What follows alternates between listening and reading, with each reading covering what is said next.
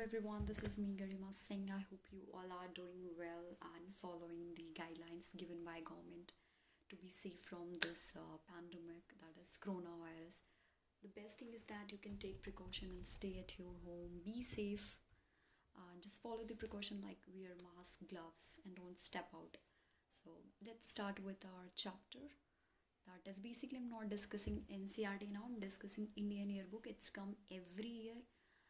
Most of the time the content is same, few more points added like every year.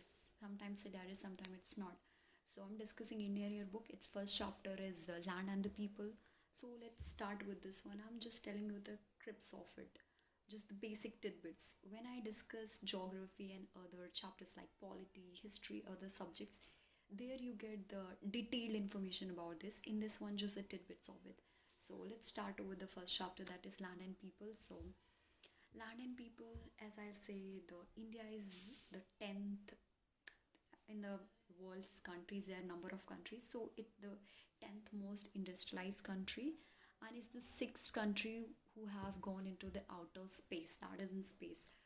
Now we will discuss other two points like land and people. So we will discuss about in term of land where it stands. So it stand at 7th rank in term of land.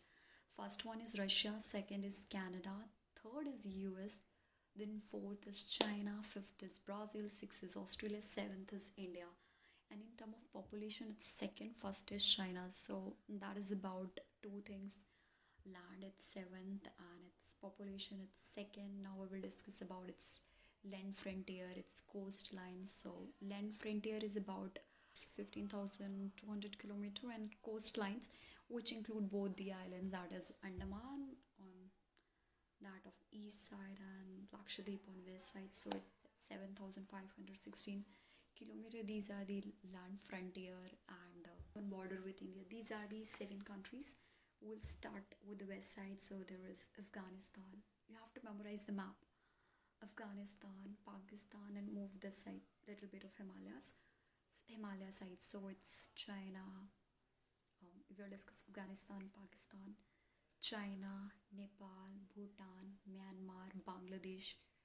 These are the 7 which connected with borderland. Then there is Sri Lanka is also connected, but it's not a land border connection. There is a channel, narrow channel, and it is connected by a sea and a strait, that is Pal Strait and Gulf of Mannar. So these are the connection with the 7 are connected with the border area. Like latitude is like a vertical from north to south. It is 3214 kilometer, that is 3214, and 33, that's horizontal. So we've discussed. Now there's Jalapala, Natula. These lies on the Indo-Tibetan trade route. Then there are hills on eastern side, Garo, Khasi, Jaintia, Mizo hills. Then desert, there are like two in Great Desert and Little Great is basically between Run of Kutch and northern side of Loni. Then Little, it's between Jaisalmer and Jodhpur. These are short kind of thing. In detail I will discuss in geography. These are tidbits like I have said. Now we will discuss about western and eastern Ghat. Like you have to memorize the map of India like this. So western Ghat is on west side, eastern Ghat is on east side. Elevation western Ghat is more, and there is a narrow strip between western Ghat and Arabian Sea, and there is a broader strip in eastern Ghat and Bay of Bengal. Both eastern and western Ghat, they meet at Nilgiri Hills, that is in the southern part. Geological region, it's grouped into 3 part, that is Himalaya region. Himalayan, earlier it was into marine condition, and its date back to 60 crores years ago. Then Himalaya, other is this India, that is Gangetic plan with this Indus, Gangetic plan. Then third is our peninsular system, that in short. So river system as Himalayan river, that they are formed by melting of snow and glaciers, so they flow throughout the year because snow melt throughout the year, so they are perennial. Then there are Deccan river, they are rain-fed, like they basically flow in a rainy season more, and in dry season they, like in summers, they dry up, so they are a non-perennial. As well as the streams which are basically flow on western side of India. They are shorter in length as compared to those who are found in the eastern. They are basically more longer as compared to the western one. Now we will discuss major river like Ganga, Brahmaputra, Indus, Barak. So Ganga is, in term of basically its size and area, it's more as compared to other river. So Ganga, it passes through many states. Form when Bhagirathi and Alaknanda they both meet at Dev Prayag, then river Ganga formed, and this flow through many states. Like start with Uttarakhand, then it's Uttar Pradesh, Bihar, then it's West Bengal, then it's go come to that is in Bay of Bengal, but it passes through Bangladesh. So in Bangladesh, it is known as Padma. Ganga is known as Padma. So that's the story of Ganga. When Bhagirathi and Alaknanda meet, then it's become Ganga. There are many tributaries of Ganga: Yamuna, Gandak, Ghaggar, then Kosi, then there is Mahananda, Son. These are the tributaries of Ganga. Then Yamuna have its own like many tributaries, but those as Chambal and Betwa. Chambal and Betwa. So Indus, the other was Indus. It rises Mansarovar near Tibet, and it passes through India and then through Karachi and then come into that Arabian Sea. So in Indian state tributaries are Satluj, Bias, Ravi, Jhelum, Chenab. Putra also rises in Tibet. In Tibet, it's known as Sangpo. Then it enter into India through Arunachal Pradesh, where it is known as Dihang. Features of Bangladesh. It's Brahmaputra. It's Subansiri, Dhansiri, Pagladia, Manas, and it's meet with that is important. That is Tista. With Tista, it's meets in Bangladesh. So we have discussed the tributaries of Ganga, Yamuna, Indus, Brahmaputra. So now the other one is Barak of Meghna, and it rises in Manipur, and it's meet up with the Ganga and Brahmaputra also. There are various tributaries of Makku, Tarang, Ziri, Rukni. I just remember few names. There are many tributaries of this Barak. Lengthwise, these river, which one is the bigger in size and in stream? So firstly it's Ganga, then Godavari, then it's Krishna, Mahanadi, then it's Narmada and Kaveri. No, Narmada and Kaveri both are of equal size. Little bit of flora and fauna. So India monsoon is basically a tropical monsoon type, and it has four seasons: three, as you know, summer, winter, and monsoon. The other one is after post season, that is northeastern monsoon. So these are the fourth. Now in India, you can find around 15,000 species of flora, whereas the 46,000 species of plant itself. 1336 plant are considered as vulnerable and endangered. It means that if they are not protected, they may be extinct and further in future. So for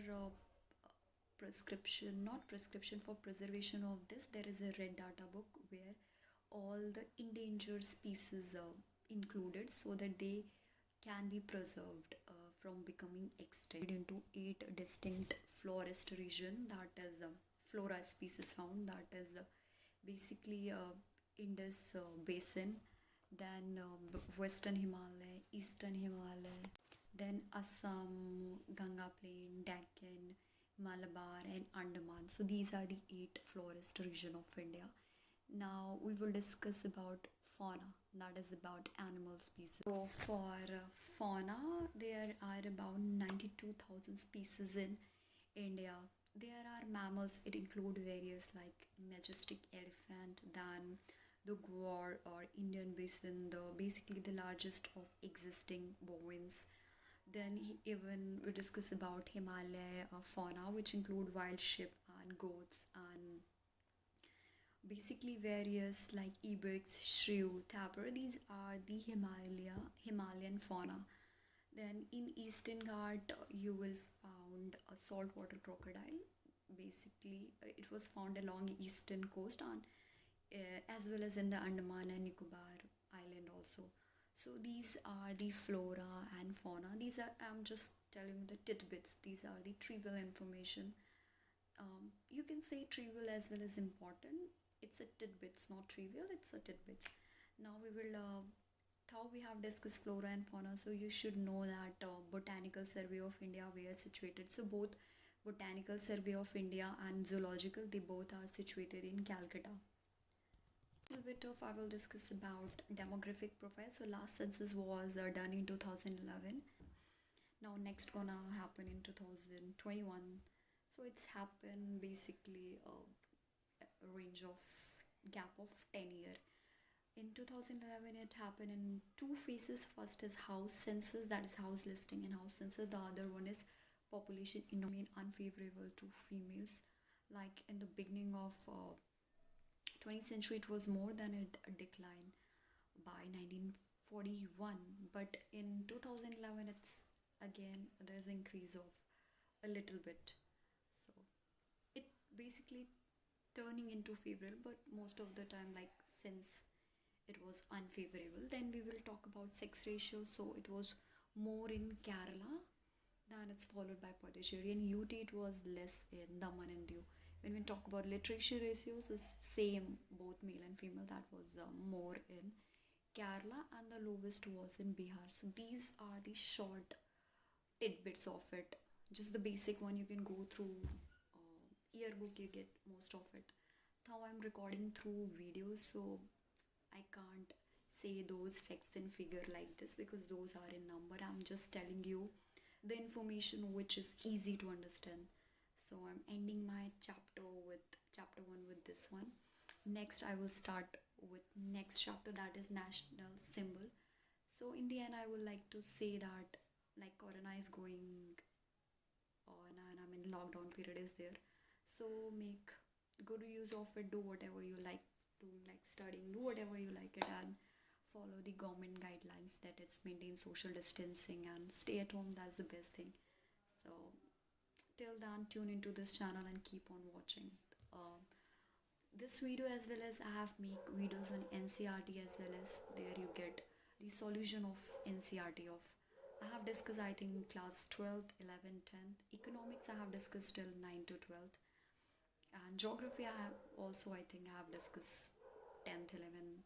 So you can go playlist and you find. Till then, watch the videos. Thank you.